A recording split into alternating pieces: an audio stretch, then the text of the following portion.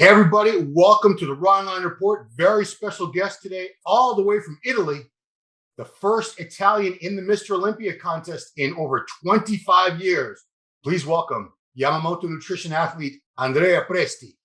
Bienvenuto. Thank you. Buonasera. Hi, guys. Benvenuto, grazie.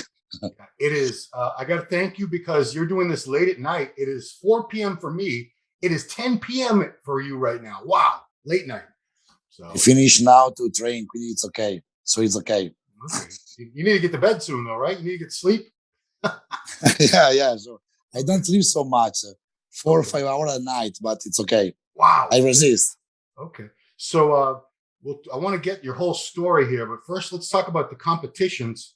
You qualified for Mr. Olympia. You won the Mr. Big Evolution show in Portugal.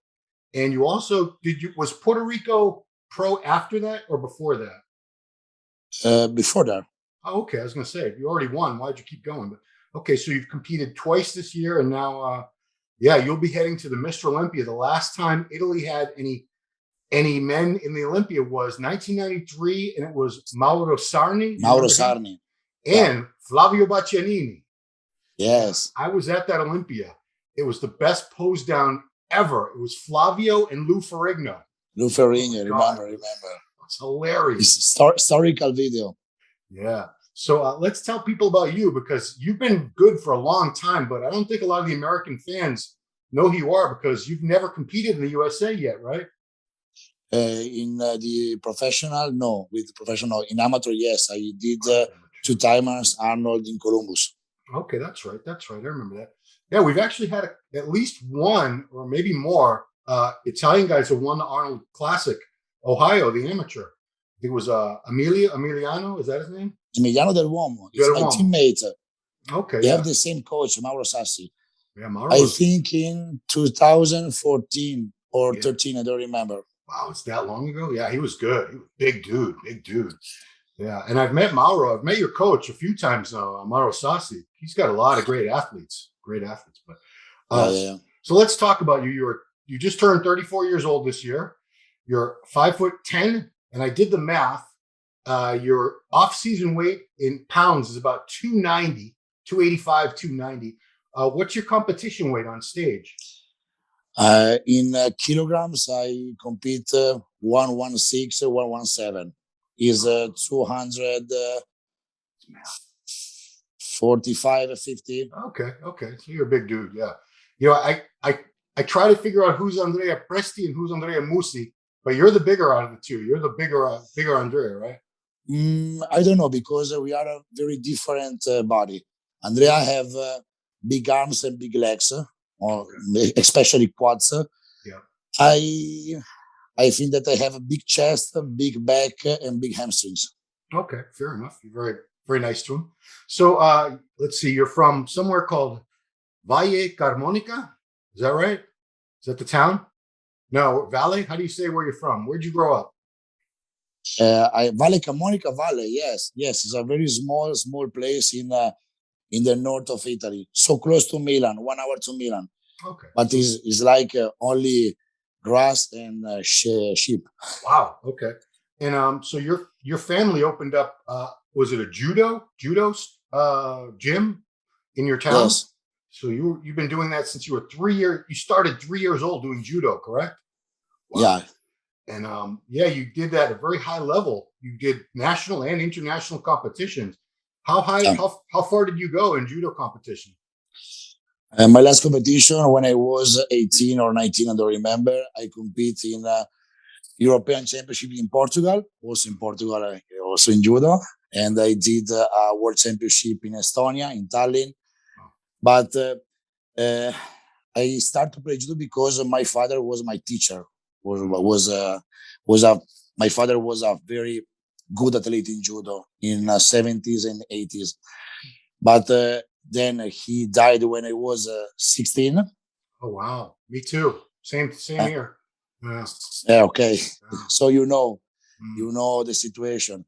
Yeah. I continued to train with myself without any teacher for 2 years, and then I stopped because for me it's very difficult because Valle Camonica Valley was very far to my center judo in my zone. There is a 100 kilometers to go and 100 kilometers to return. Yeah, every day is a very, very difficult for me. And stop, I start to train in a gym, seriously. Yeah. And I started to think about competition when I was 25. Wow. So, who noticed? Did you start noticing it yourself that you were progressing and getting a better physique than most of the other people at the gym? Or did somebody else point it out and say, Andrea, you should really try this bodybuilding competition. I think you'd be good at it. No, I decided to myself because I spend a lot of time every day to train and stay in diet. And so I thought, but why I don't thinking about competition? The time is the same. My mentality is the same. So I want to compete. I want to be how I be so close to the other athlete. Because train without anyone alone in the gym, we are all big, but on stage, no. I want to see how I was big. Yeah.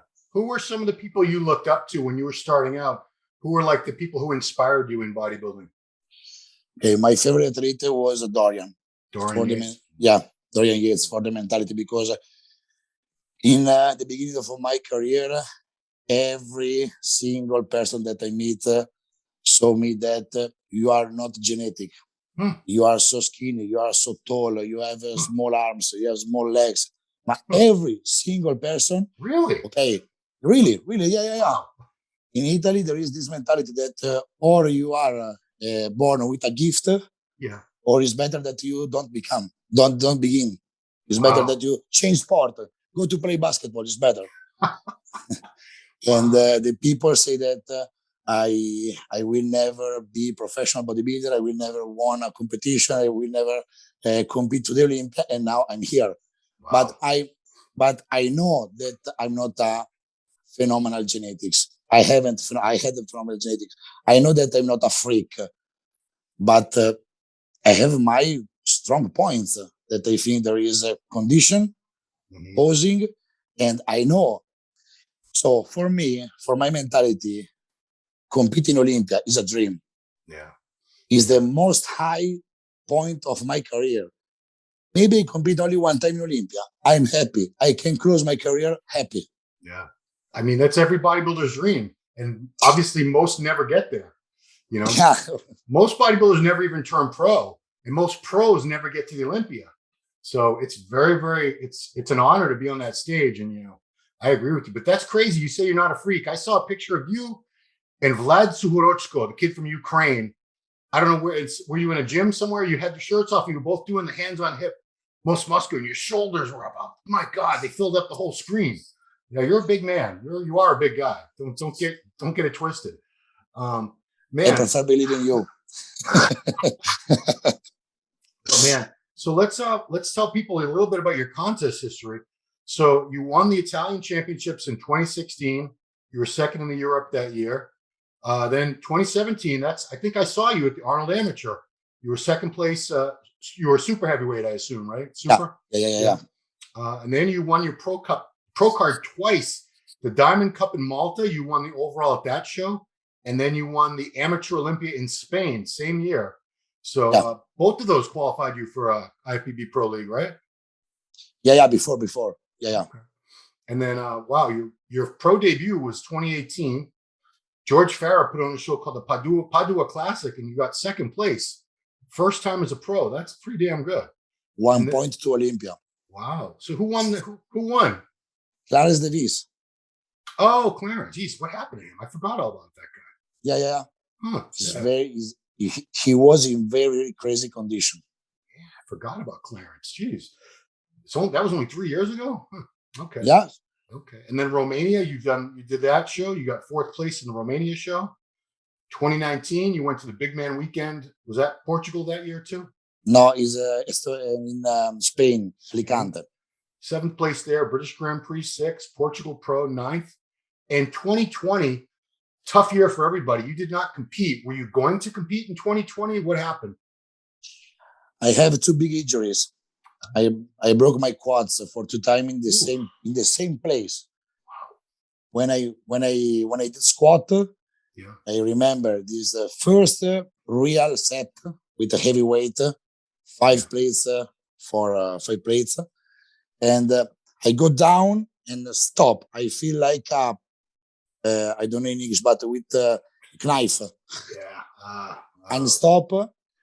8 weeks stop with therapy, a long therapy every day. Taker therapy. Do yeah. you know? Yeah, with Taker is a machine that like laser therapy. Yeah. After that, I return in gym. In the second real training, another time, the same. Same leg? Yeah, same leg, same place, Wow. Did you same get, muscle. did it tear off the bone? Did you need surgery? No, No? nothing. No Oh, surgery, only stop wow. because it's a third degree degrees. But uh, I lucky because I have in my team a doc, chirurgical doctor. Oh, okay. Okay, Yeah. and he teach me to uh, how to do with physiotherapy, but not only with some therapy like PRP, you Okay. know, Hmm. and the PRP saved my leg.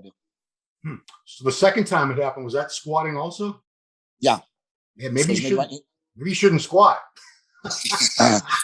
but is like for pride. Yeah. I must do it because it's not. I don't have fear to any exercise. No, Hmm. you know. Yeah. I like deadlift. I'm strong to deadlift. I weight for 4 time 340 kilos. I don't know what's in pounds. Well, how many plates? I know plates. Uh, 9. Oh, wow. So that's 875 pounds. Yeah. Whew, wow. And now I can't because I have a lot of pain of my lower back. Hmm. But I want to try in the future because I must. Wow. Nine. You got 9 plates on the deadlift. Yeah. Wow. That's great. I mean, the world record is only like, I think 1,100 pounds for one rep. So that's great. I mean, Ronnie did 800, and everyone talks about Ronnie. I have a video with 8 plates to 20 and one of 10. I have a video Wow. that I haven't video because I'm stupid. Yeah. I mean, I think everyone, you got to be a little crazy to do all this stuff. You have to be. And you have to have that no fear. Otherwise, you wouldn't lift any heavy weights. You'd be afraid of getting hurt all the time. So, wow, that's a lot of people just paid attention to you because there's a lot of people out here that really, they respect bodybuilders that are strong too. They don't want you to just be big. They want you to be big and super strong, like Ronnie was, like Dorian was. They love that stuff. Dallas. I like the Dallas, Dallas training is for me is incredible. yeah, he was a strong kid, man. So 2020, yeah. Is everything back to normal? The leg, you can't tell which leg it happened to. It's everything looks good. Yeah, it's good. Yeah, Now it's okay. cool, man. Okay, so yeah, and this year obviously has been a great year for you. You won your first pro show, and you're heading to the Olympia.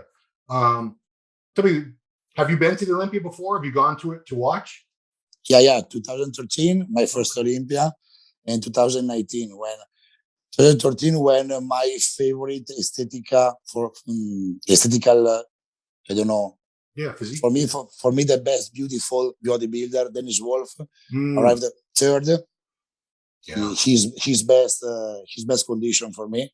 Yeah. I remember that when I see him on the stage looks small because in that condition for me, Dennis was incredible. Yeah. And the first Philippe and second Ken Green, and I went in 2019 with win Brandon Carey. Okay, that was last year. Was in Vegas. Last time in Nice. Vegas, Yeah, yes. they'll get back next year. I think we're coming back to Vegas, but I Really? remember we used to. Yeah, we're going to be in Vegas. Well, they'll go back to Las Vegas next year. I'm pretty sure. But the Olympia.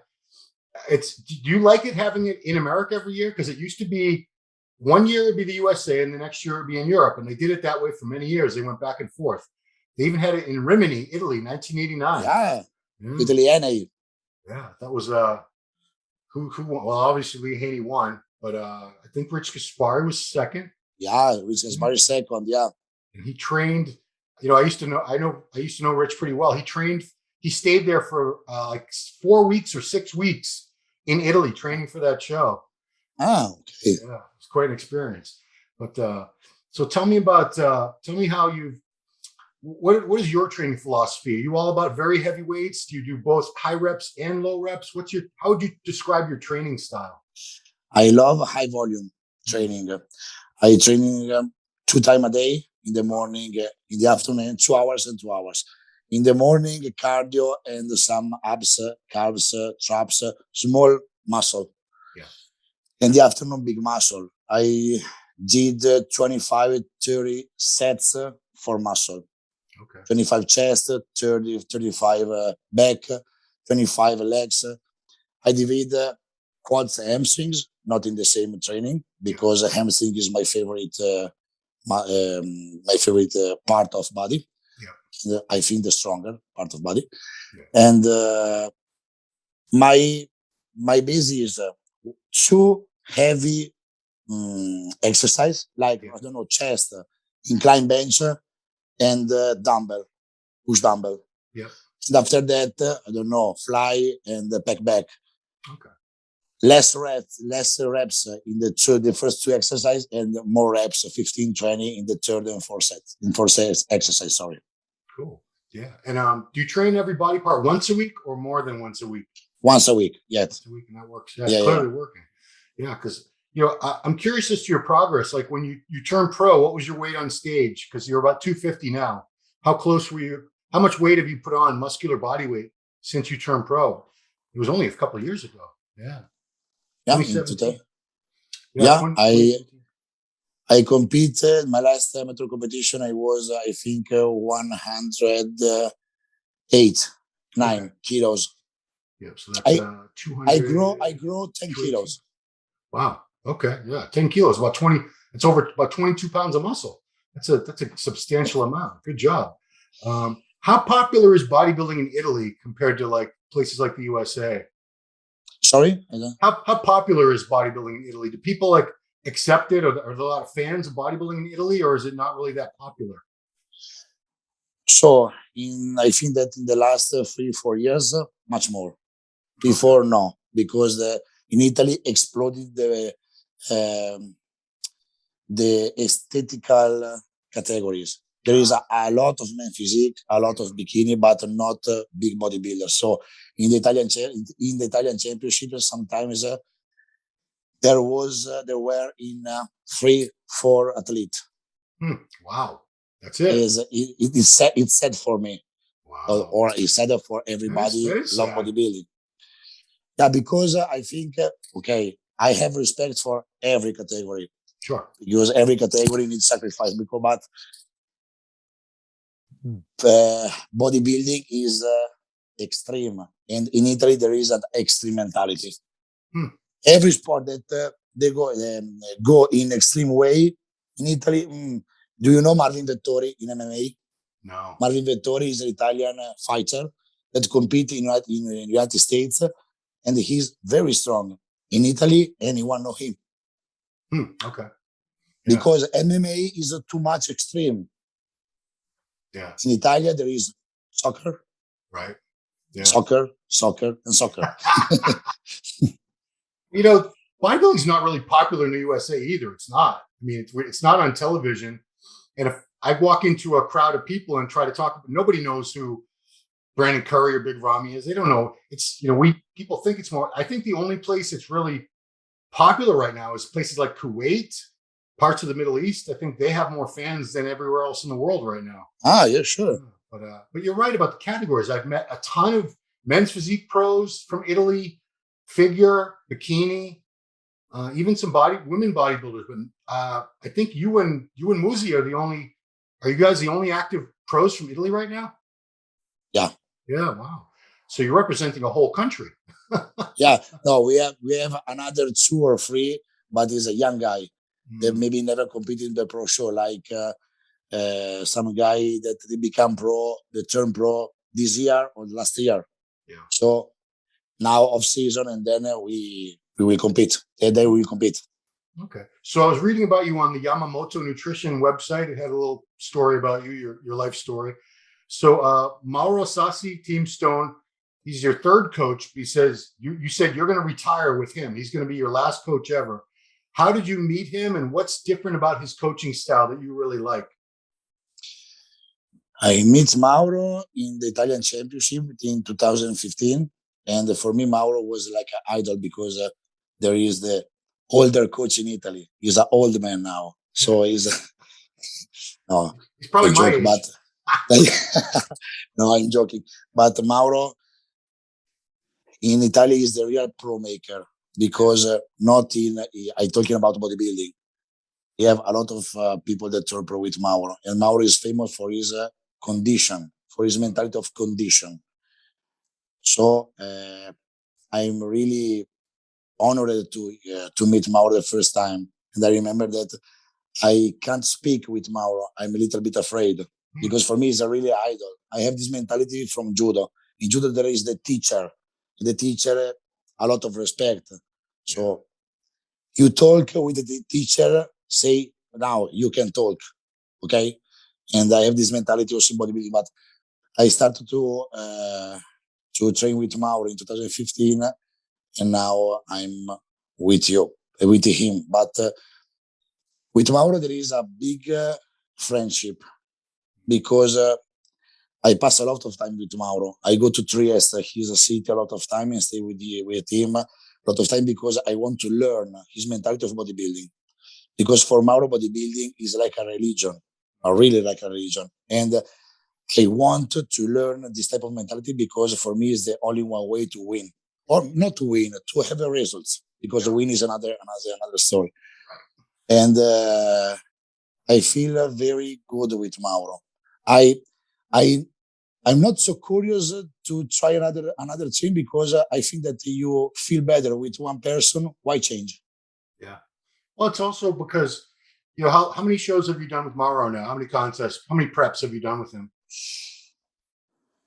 20, Yeah. 22, So 23. so he knows your body and how it responds to everything. If you've got a new coach, you take 2, 3, 4, 5 shows for him to get any idea. So you just wasted 4 or 5 shows not at your best because this coach is still trying to figure you out.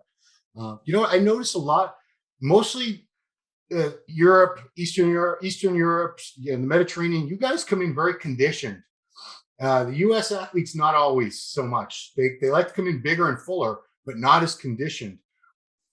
I don't know why. Do you have any idea why the condition is more important over in your part of the world? I remember that the first time with Mauro, I did the diet, the real diet. I remember one prep in 2016 before European competition. I did a 3 day of zero carbs and 3 workout a day. Cardio at 4 a.m. in the morning. The first workout with weights in 10 a.m. and the second workout with weights in 6 p.m. Wow. For 8 weeks, 250. 250. And I think that in that condition, my metabolism changed. And since this prep, I never go down 250 carbs. But you never go under it. It's at least no, never. And the last prep, no one believe me, but it's real. I never go down 600 grams of carbs.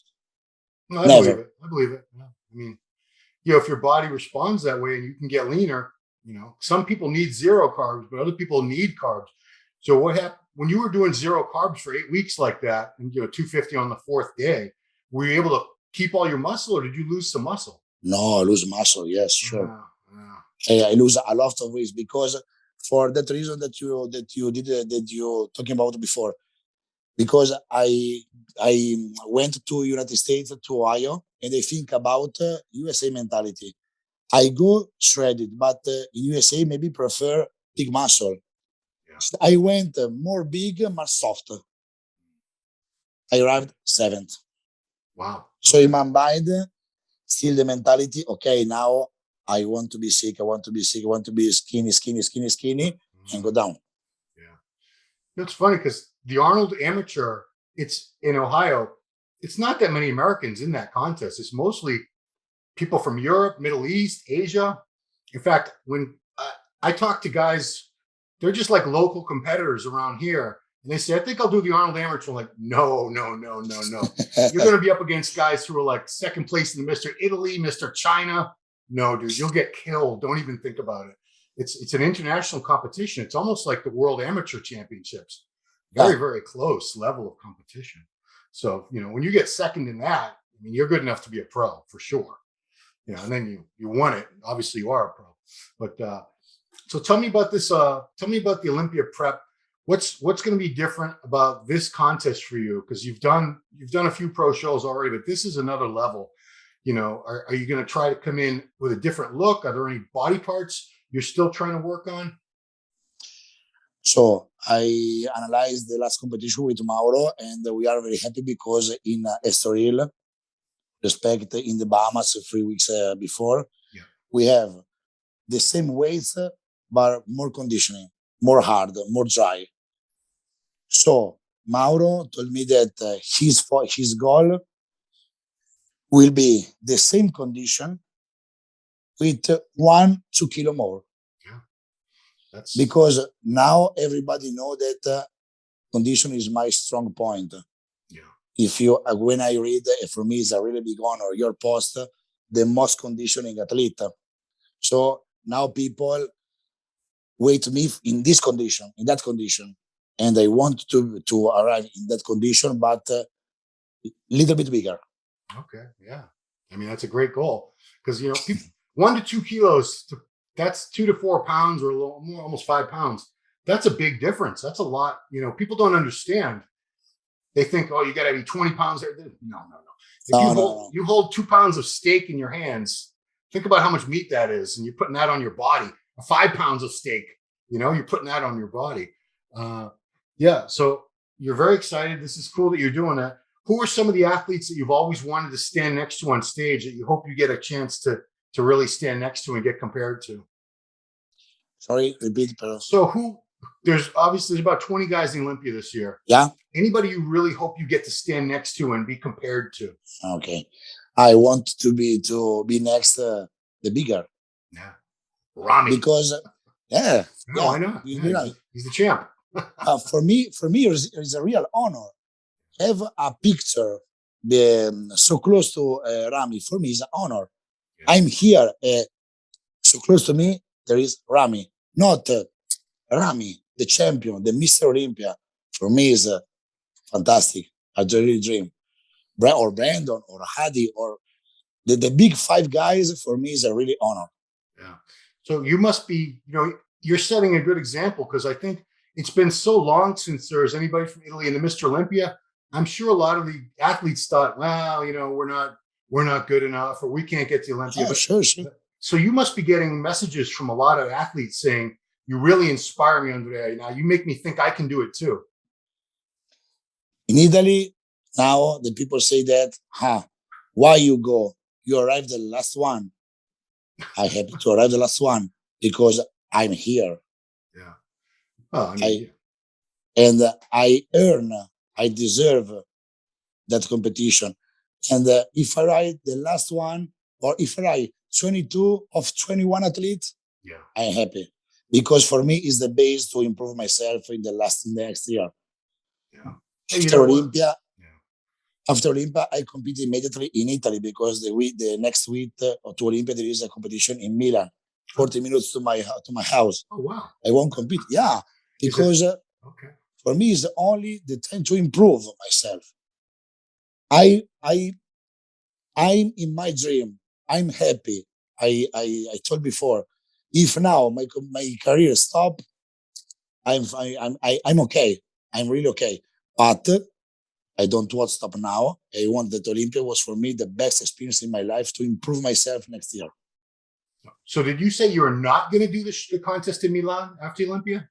Yeah, yeah. You are going to do it, right? Huh? Oh, good. I was going to say, geez, why would you not do that show? Because they had 2 years ago, they had a Yamamoto Cup in Italy. Was that Milan? In Padua, yes. Padua's Milan? 200 kilometers. One Rolly, second Nathan, third Lucas Osladin. Yeah.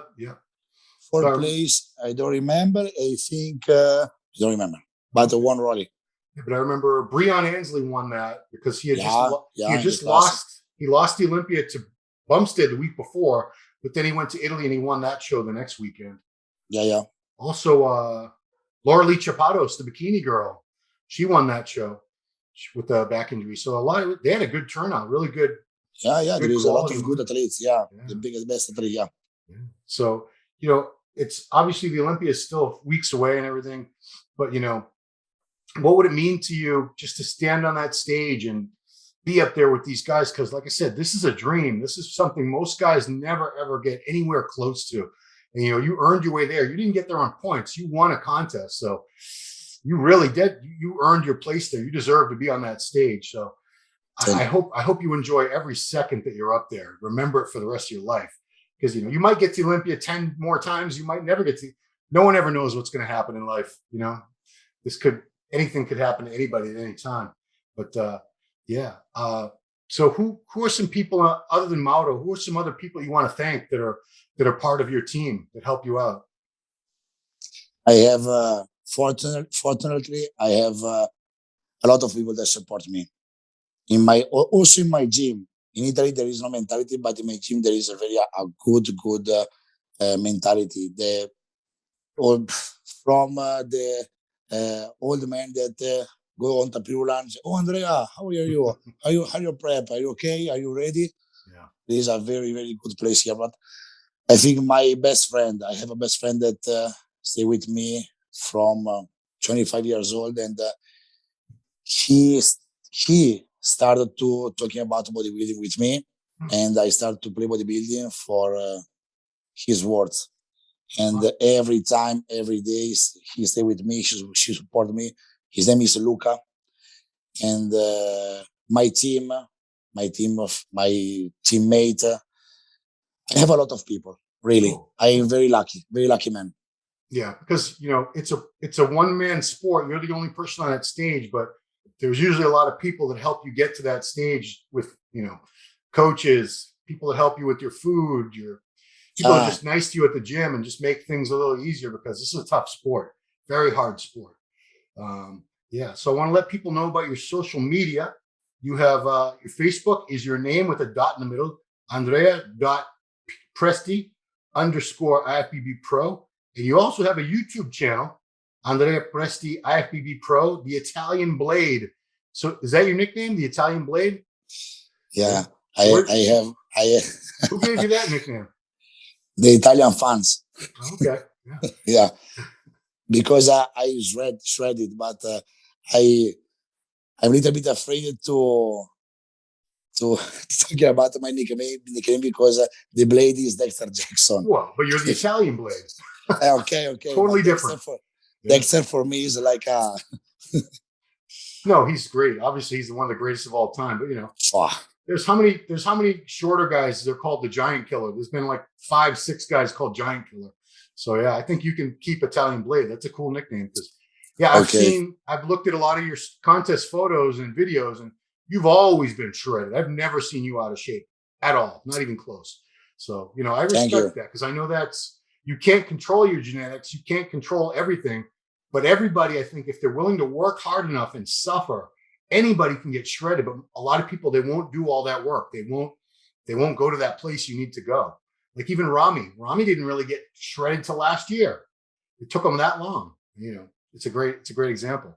So, and you also give hope to a lot of people, because you don't have bad genetics. You wouldn't be a pro with bad genetics, but you've done a lot with what God gave you. You know what I mean? I've seen people with spectacular, perfect genetics who are just lazy, and they never made it to the top because they didn't want to work hard enough. And then I see other people, like my first idol in the sport was Rich Gaspari, because that guy worked. He trained harder than everybody. He dieted harder than everybody, and he came in shredded. And he's standing next to Lee Haney, one of the most genetically blessed human beings of all time, and he 3 years in a row, second place to Lee Haney. That's pretty amazing. I remember. So it inspires. It's more inspiring to us, to most people, than the guy who's just born perfect. That's great, but what are we going to do? We're not born like that. So yeah, I applaud you. So thank you. Really thank you. So I want to thank you so much, Andrea. I will see you in Orlando for the Olympia. Looking forward to it. It's going to be a great show this year. Looking forward to seeing you up there, man. No matter first place, last place, whatever. I know you're going to look great and you're going to put on a good show for everybody.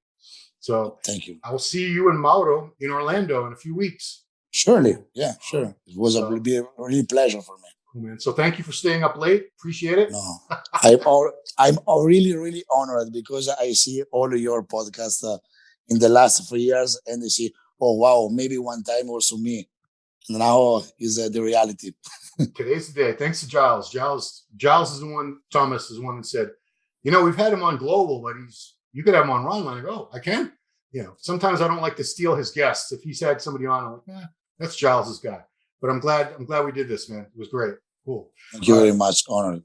Thank you so much. And everybody, thanks for watching Ronline Report. You can see this man on stage at the Mr. Olympia in a few weeks. Follow him on Instagram, Andrea.Presti_IPB Pro. And his YouTube channel, he's got prep videos on there. Andrea Presti, IPB Pro, the Italian Blade. And thanks for watching, everybody. We'll see you next time.